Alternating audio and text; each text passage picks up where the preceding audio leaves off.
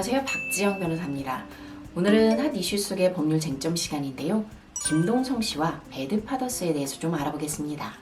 배드파더스라고 한다면 법원으로부터 양육비를 지급하라는 결정을 받고도 이를 지급하지 않는, 부양하지 않는 자, 즉 이게 엄마일 수도 있고 아빠일 수도 있죠. 이런 사람들에 대한 신상을 공개하는 사이트인데요.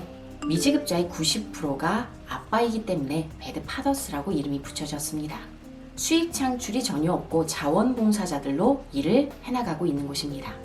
직업은 물론 사진까지 공개를 하다 보니 명예훼손의 문제도 있었고 해당 사이트에 접속을 차단해달라는 요청도 많았습니다. 그러나 이 부분에 대해서 작년 1월 재판부는 공공의 이익이 훨씬 크다.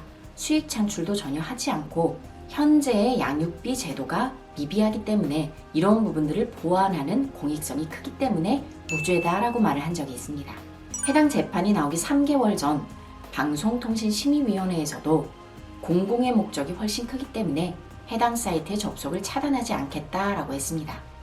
결국 모든 부분에서 면책 받은 셈인데요. 아직까지도 활동을 이어오고 있습니다. 2018년도에 세워졌기 때문에 한 2년 조금 넘게 활동을 하고 있는 셈인데요. 해당 대표는 김동성 씨와 관련해서도 과거에 배드파더스에 등재를 한 적이 있었고 잠시 지급을 해서 내렸다가 다시 등재가 된 상태이기 때문에 이 사이트의 조건에 따라 지급을 하면 내려주고 그렇지 않으면 내려주지 않겠다라는 입장입니다.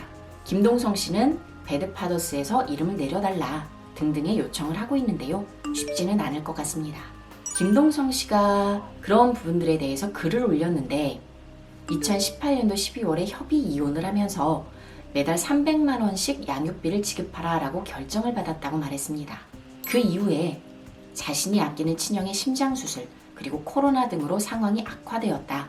그래서 매달 300씩을 버는데 생활비를 제외한 200씩을 주었다라고 당당하게 얘기를 했죠. 그것도 방송에 나와서 얘기를 해서 파장이 커졌는데요.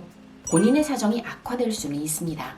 그런 경우에는 감액 신청을 하셔서 법원으로부터 실제 수입이 얼만데 정말 악화된 것이 맞는지 정말 300만 원을 주기 힘든 상황인지 판단을 받으셔야지 자기 스스로 판단을 해서는 안 됩니다. 대부분 주어야 할 돈을 갚지 않는 사람들의 특징은 이 줘야 할 돈의 우선순위를 뒤로 미루기 마련입니다.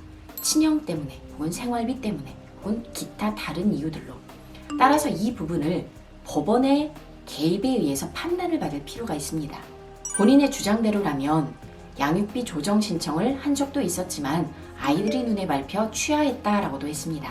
그러나 이 부분에 대해서 전 와이프는 이혼한 이후에 면접교섭권을 3회밖에 사용하지 않았다라고 해서 과연 아이들이 눈에 밟혀서 취하를 한 것인지 의문이 제기되고 있습니다. 양육비 지급은 아이의 생존권과 연결이 돼 있다라고 해서 사실상 배드파더스도 면책을 받은 것이고 그런 이유로 김동성 씨의 변명도 좋은 반응을 얻지 못하는 것 같습니다. 추가 문의 사항은 연락 주시기 바랍니다. 감사합니다.